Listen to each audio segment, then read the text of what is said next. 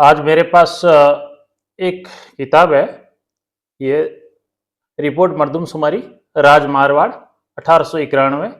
तो इसमें उस समय की जो मारवाड़ स्टेट थी, रियासत थी, उसमें जो मारवाड़ की जातियां थी, उनकी जो सेंसस रिपोर्ट है, और सेंसस रिपोर्ट के डेटा के अलावा भी इसमें जो मारवाड़ की जातियों के उस समय का जो इतिहास है, रीति रिवाज है, बहुत सारी इंटरेस्टिंग फैक्ट्स है, वो इसमें लिखे हुए हैं, और बिना कोई लाग लपेट के, बिना भेदभाव के लिखे हुए। तो काफ़ी अच्छी बुक है ये। तो इसमें आज मैं आपको एक जब मैं ये पढ़ रहा था, तब राजपूतों के बारे में जो उस समय के, यानी कि 1891 के, end of the 19th century के जो सामाजिक रीति रिवाज थे, उनका रहन सहन कैसा था, चाल चलन कैसा था, उसके बारे में काफ़ी इंटरेस्टिंग जानकारियां हैं। तो वो आज मैं आपको इसमें बता रहा हूँ। तो इसमें लिखा है कि राजपूतों की चाल चलगत के बारे में, कि उस समय चाल चलन और उनका चरित्र कैसा था। तो यहाँ लिखा कि मारवाड़ के राजपूत खूबसूरत, लंबे, ऊंचे और पूरे और मजबूत होते हैं, और साथ ही दाढ़ी रखते हैं, यानी कि उस समय सब दाढ़ी रखते थे। अव्वल दफे दाढ़ी छटाने की बड़ी खुशी करते हैं, यानी फर्स्ट टाइम जब दाढ़ी छटवाई जाती थी। तो अभी मेरे बचपन तक तो मैंने देखा कि जैसे ही कोई यंग लड़के की दाढ़ी आती थी, तो फर्स्ट टाइम जैसे नाई के पास दाढ़ी छटवाई जाती थी, तो उस समय नाई के वहां पे जाते थे तो बड़ा खुशी का और खर्चा करते थे, और नाई को भी सीख दी जाती थी, उसको भी जो नेक है वो मिलता था। तो आजकल तो खैर अभी वो नहीं है। तो कई रीति रिवाज अब उनका स्वरूप चेंज हो गया है या लुप्त हो चुके हैं। इसमें आगे लिखा कि जो दाढ़ी के ऊपर बीच में से छाटी जाती थी, मारवाड़ में हर एक हिंदू को दाढ़ी छटाना पड़ता था। जिससे जिसकी दाढ़ी छटी हुई नहीं होती थी, उसको मुसलमान कहकर चिढ़ाते थे, क्योंकि मुसलमान दाढ़ी नहीं छटाते थे। जैसे आज भी दाढ़ी रखते हैं तो उसको सलीके से एकदम अच्छी, जैसे ट्रिम वगैरह करा के, या ऊपर से भी जो एक्स्ट्रा है तो उसको छटवाते हैं। तो ये ट्रेडिशन बहुत पुराना है, क्योंकि जो एक सलीके से दाढ़ी है वो अच्छी लगती है, नहीं तो फिर वो एक मूछ या दाढ़ी रखते हैं तो फिर वो बेतरतीब ढंग से अच्छी भी नहीं दिखती।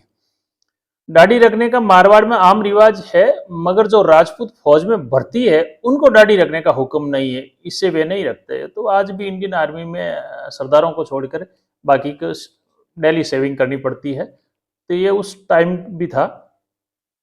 मिजाज भी इनका सीधा होता है, और मिलनसारी की बहुत सी बातें इनमें पाई जाती है। ठर्रापन बहुत कम होता है, यानी कि अखड़पन। जब तक उनको कोई नहीं छेड़ता, वह किसी को छेड़ नहीं करते हैं। और दरबार में अब देसी राजपूत भी फौज में भर्ती होते हैं। सरदार रिशल्य में अलग अलग खाप के राजपूत है, जिनको मुसाहिब आला, यानी कि प्रधान, उस समय के प्रधानमंत्री ने पूरा सिपाही बना दिया है। यानी कि ब्रिटिश टाइम में एक विधिवत ढंग से फौज का ज्यादातर हिंदुस्तान की रियासतों में गठन किया गया था। देसी रियासतों की फौजें होती थी। और इसमें आगे एक और सामाजिक रीति रिवाज के बारे में आता है कि राजपूतों में इज्जत किस चीज की होती थी। राजपूतों में इज्जत तीन बातों की समझी जाती है: जमींदारी, औरतों का पर्दा, अच्छे सगपन।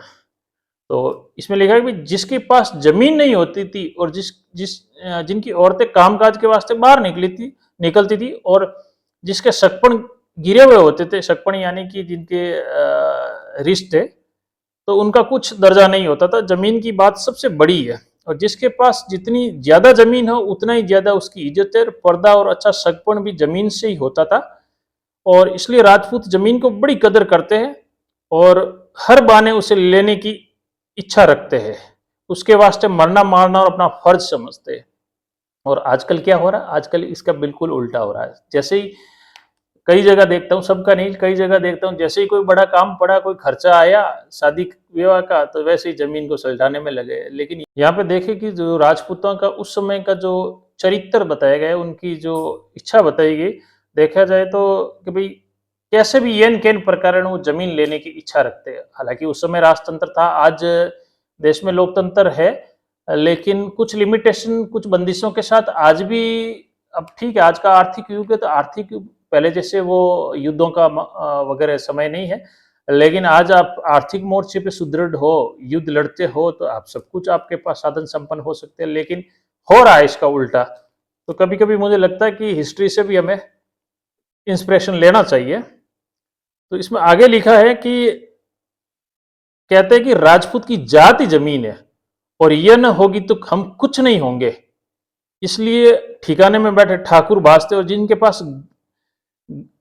जिनके घर जमीन है उनके पास सब कुछ है, जिसको कल्प वृक्ष और कामधेनु करते वो यही जमीन है और इसको बगैर मरे और मारे नहीं छोड़ते। यानी कि जमीन को किसी भी एनी हाउ कोई समझौता नहीं होगा। जमीन को लेकर, जमीन अगर कोई छीन ले या कोई ले ले तो मरे या मारे बिना छोड़ते नहीं। उस समय के 19th सेंचुरी के राजपूतों का बताया है। और इसमें देखें कि ये स्पष्ट लिखा है कि राजपूत की जाति जमीन है। हालांकि आजकल खेती से उतना ज्यादा प्रॉफिट नहीं है, लेकिन आप सिर्फ खेती पे ही डिपेंडेंट रहेंगे तो आपके सामने कई फ्यूचर में मुसीबत आने वाली है। लेकिन आप अपनी स्किल डेवलप करेंगे, खेती के साथ साथ और भी कुछ स्किल डेवलप करेंगे तो आपको काफी अच्छी मतलब प्रोग्रेस कर सकते हैं। और अगर साउथ में भी देखा जाए तो जितने भी, चाहे तेलंगाना, आंध्रा और तमिलनाडु में भी जितनी भी वहाँ की जातियां हैं, रेड्डी वगैरह जो पुराने जमींदार है, उन्होंने अपनी जमीन का बड़ा अच्छा यूज लिया। यूज ऐसा लिया है कि भाई जो सीलिंग में कहीं गई तो वो गई, लेकिन उन्होंने जमीनें बेची नहीं। जैसे जैसे शहर बड़े होते गए उन्होंने अपनी जमीन पे बिल्डिंगें खड़ी की, उन्होंने दुकानें, शॉप्स, मार्केट डेवलप किए। आज उनका किराया भी लाखों करोड़ों में आता है। तो एक जो कांस्टेंट इनकम है, लगातार इनकम है, वो उससे होती रहती है। उससे उन जो कम्युनिटीज का काफी अच्छा आर्थिक प्रोग्रेस हुई। आर्थिक प्रोग्रेस होने की वजह से ही वो कम्युनिटी इतनी प्रभावशाली होती है, चाहे हर जीवन के हर क्षेत्र में। यहाँ पे आगे लिखा कि धर जाता धर्म पलटता तिरिया पड़ता ताव, 3 दिवस मरना क्या रंग क्या राव। राज जाता रहता तो राजपूत भूमि होकर भी उस जमीन में रहते। यानी कि अगर राज भी चला गया तो भूमि होकर भी, यानी भूमि के मालिक होकर भी उस जमीन में रहते, मगर उसको छोड़ते नहीं। और यही सबब है कि हिंदुस्तान की सब कौमों से ज्यादा राजपूतों के पास जमीन है और राजा महाराजा भी ज्यादा राजपूत ही, और मुसलमान जमींदारों में भी राजपूत ही ज्यादा है। तो ये उस समय की थी। और स्वतंत्रता के बाद में भी थी। इवन 2-2 बार जब शीलिंग एक्ट लाया गया उसके बाद में भी जमीनें थी।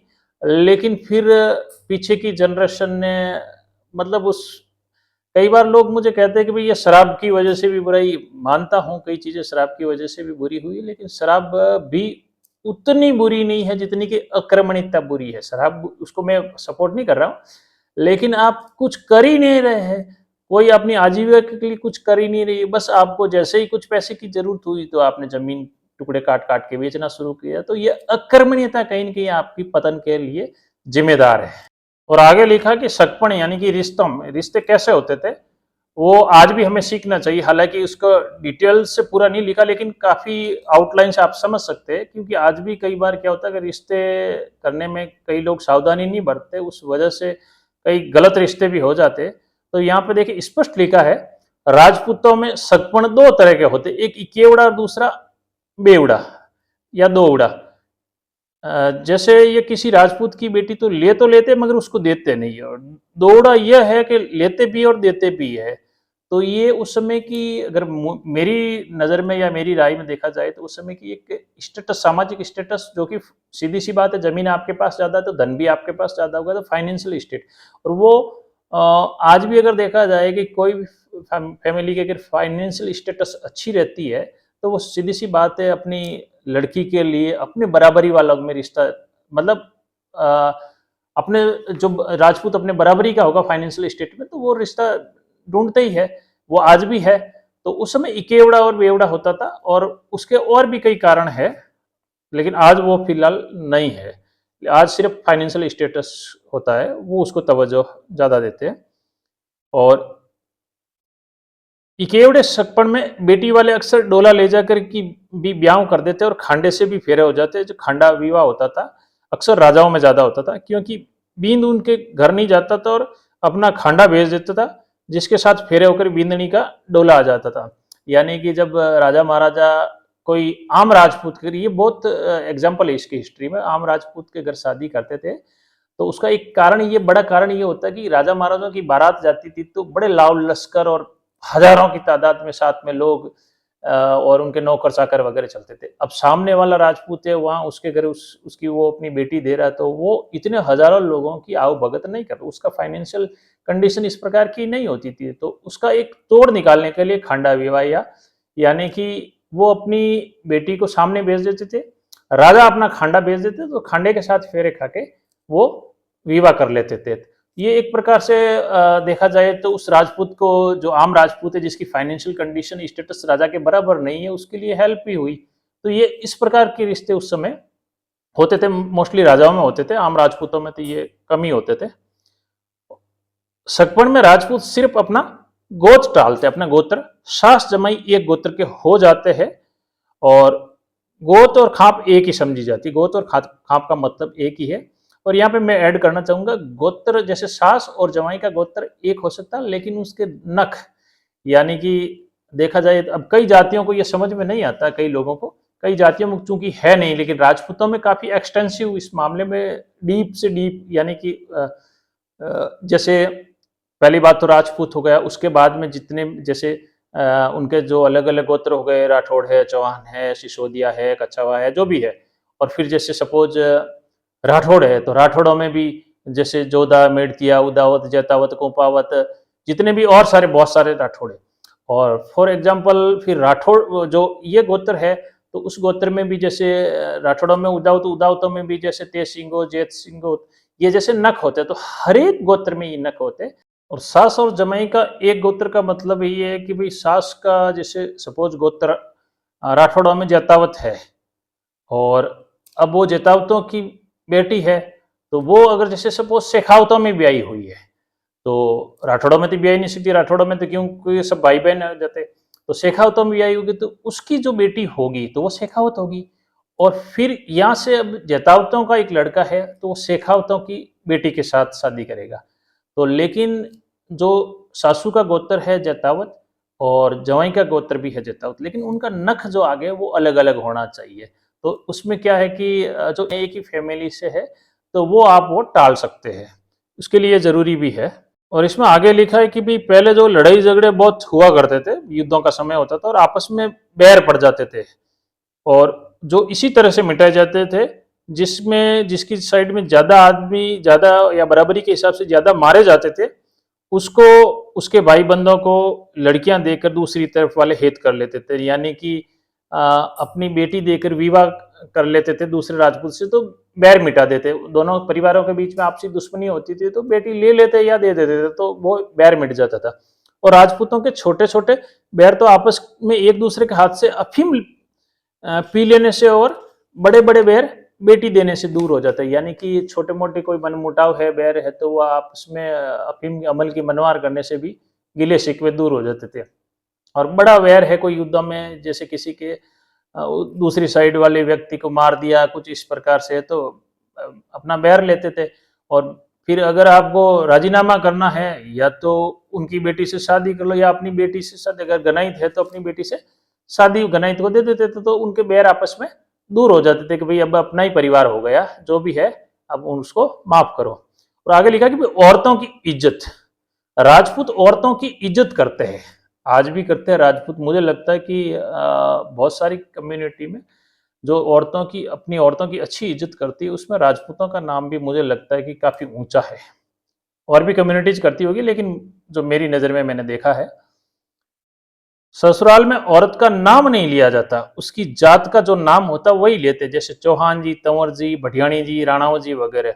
अच्छा, ये बड़ी इंटरेस्टिंग जानकारी है। आजकल कई बार मैं देखता हूँ कि जैसे कई लोग संबोधित करते हैं, जैसे कोई व्यक्ति होता है, सपोज उसका नाम अगर मदन सिंह है, और जैसे उसका गोत्र राणावत है, तो कई बार जैसे मंच संचालन करने वाले जाने अनजाने में ये बोलते हैं कि भाई मदन सिंह जी राणावत, ऐसे बोलना चाहिए, लेकिन ऐसे नहीं बोल के बोलते मदन सिंह राणावत जी। अब राणावत जी आप इसका पुल्लिंग का स्त्रीलिंग कर रहे हो, क्योंकि राजपूतों में ऐसा समझा जाता है कि पीछे जी लगाने से गोत्र के पीछे, तो फिर निश्चित रूप से वो महिलाओं के लिए, स्त्रियों के लिए संबोधन होता है। जैसे भटियाणी जी, अगर राठौड़ है तो राठौड़ जी, कछवाई जी, इस प्रकार से। और आदमियों के पीछे, नाम के पीछे जी लगता, गोत्र के पीछे जी नहीं लगता। राजपूत औरतें पर्दे और मर्जाद की बहुत पाबंद होती है, बहुत ही नजदीकी भाई बंधों की से भी पर्दा कराया जाता है, यानी कि आपस में भाई बंधों से भी पर्दा होता है। आजकल खैर समय के हिसाब से काफी कुछ चेंज हो गया है, लेकिन ये 1891 की उस समय की बात लिखी है। और आज के ज़माने के हिसाब से, लेकिन पर्दा फिर भी आज है। और इसमें एक जैसे 2 चीज़ें एक्सेप्शनल लिखी यानी अपवाद है। पिछले दिनों में लड़ाई और सती होने के वास्ते औरतों का पर्दे से बाहर निकल जाना ऐब नहीं समझा जाता था। यानी कि ऐसी इमरजेंसी आ जाए जब औरतों को भी, ये बहुत सारे एग्जाम्पल है जब औरतों ने भी काफ़ी लड़ाइयाँ लड़ी है, तो उस समय पर्दे का कोई ज़रूरी नहीं है, उसका मतलब मस्ट नहीं है। और दूसरा, जब सती होने के लिए औरतें जाती थी, तो उस समय जब अपने सोलह श्रृंगार करके और बिना घूंघट के जाना, तो उस समय क्या होगा कि उसको देवी का रूप समझा जाता था, इसलिए पर्दा जरूरी नहीं समझा जाता था। ये 2 एक्सेप्शनल चीजें हैं।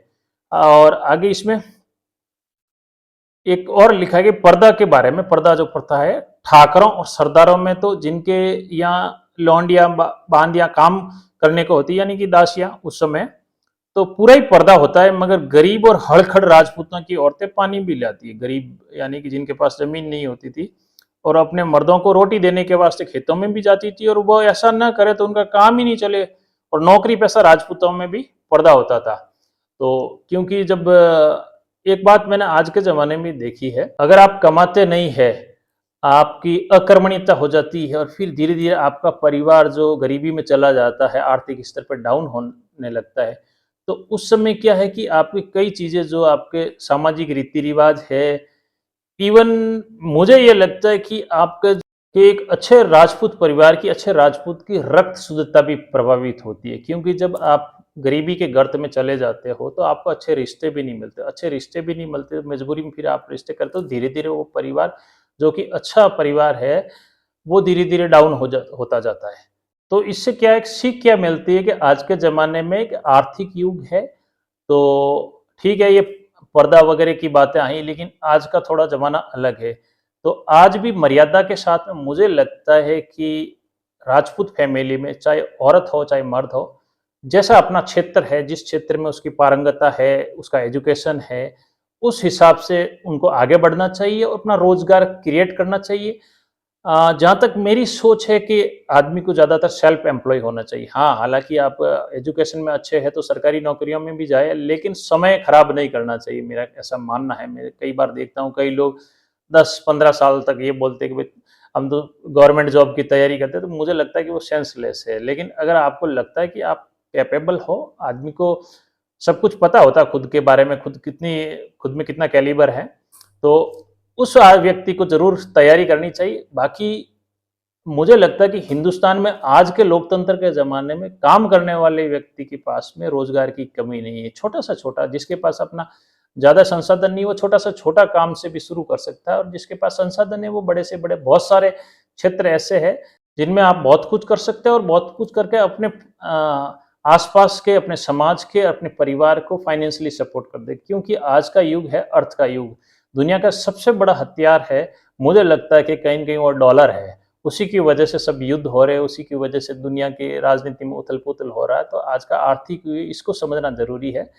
और इसमें जो पर्दा वगैरह, ये औरतों की इज़्ज़त वगैरह लिखा है, तो पर्दा ठीक है, उस टाइम की जो मिडीवल टाइम की जो ज़रूरत थी उसके हिसाब से था, लेकिन आज के समय में हम मर्यादा के साथ में भी ये फ़ॉलो कर सकते हैं। पर्दा का मतलब सिर्फ़ घूँघट निकालना ही नहीं होता है। मुझे लगता है कि कहीं न कहीं पर्दा आँखों का भी होना चाहिए। तो आशा रखता हूँ कि ये वीडियो आपको अच्छा लगा होगा। इसके बारे में आपके क्या विचार है, कमेंट बॉक्स में ज़रूर कमेंट करके बताइए। और इसमें बहुत सारी आगे भी काफ़ी रीति-रिवाज़ों के बारे में लिखा गया है। वीडियो काफ़ी लंबा हो जाएगा, इसलिए मैं नेक्स्ट वीडियो में आपको काफ़ी इंटरेस्टिंग है, उनके बारे में बताऊँगा आपको। धन्यवाद। राम, राम।